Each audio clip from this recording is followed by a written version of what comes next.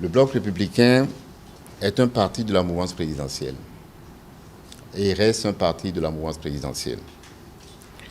Nous sommes au gouvernement, nous soutenons l'action du gouvernement, nous soutenons l'action du président Talon et nous envisageons de le poursuivre.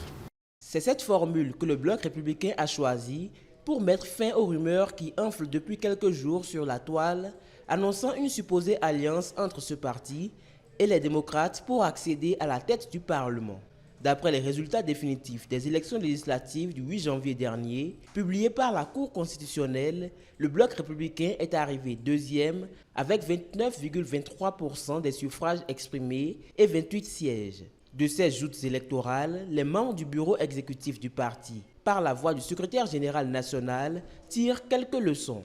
Le premier message qui est clair pour nous tous, c'est par rapport au taux de participation qui a été évalué par la Cour constitutionnelle à 37,79%. Moi, je veux, à cette étape-ci, depuis 2020, toutes les élections que nous avons eues ont attiré à peu près le même nombre d'électeurs dans les urnes.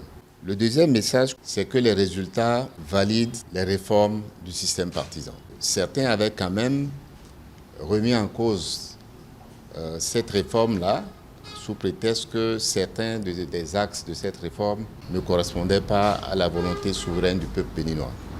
Il s'avère que c'est justement ce peuple qui a confirmé cette tendance en donnant à 3 partis parmi les 7 une majorité et une large majorité. L'autre message sur ce chapitre, c'est la place qui a été réservée aux femmes. On a aujourd'hui 28 femmes qui vont siéger au titre de cette 9e législature. Le troisième message, c'est quand même que les résultats, par ces résultats, le peuple souverain redonne une majorité, une large majorité au président de la République, au président Patrice Talon, pour poursuivre ces réformes.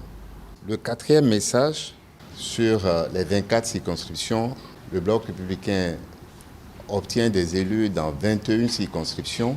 Le cinquième message que je voudrais retirer de ça, c'est que le Bloc républicain est un parti de la mouvance présidentielle et il reste un parti de la mouvance présidentielle. Au-delà de ce point de presse, le parti compte consulter ses différentes coordinations sur l'ensemble du territoire pour un bilan national des législatives du 8 janvier. Ce qui est immédiat et urgent pour nous, c'est effectivement de décrypter les messages que nous tirons de cette élection-là, commune par commune, circonscription par circonscription. À la suite de cela, il y aura un atelier national qui permettra d'examiner de manière responsable ce qui a été fait, ce qui a été bien fait, ce qui a été moins bien fait et comment rebondir de manière efficace et positive pour la suite. Nous avons eu 7 partis, certains de la mouvance, d'autres clairement affichés comme étant des partis de l'opposition. C'est une bonne chose, tout le monde l'a salué et nos compatriotes ne se sont pas trompés qui ont participé de façon responsable et paisible à cette élection. C'est important à cette étape-ci de réaffirmer l'objectif fondamental des réformes qui sont en cours. C'est de faire en sorte que nous soyons désormais capables de produire de la richesse, de la croissance économique inclusive, qui, bien sûr, va générer des emplois, notamment pour les plus jeunes, faciliter l'autonomisation des femmes et faire en sorte que ce pays progresse, se révèle comme on l'a dit. Et c'est une leçon que nous devons retenir. L'agenda de ce parti pour le court et le moyen terme est clair.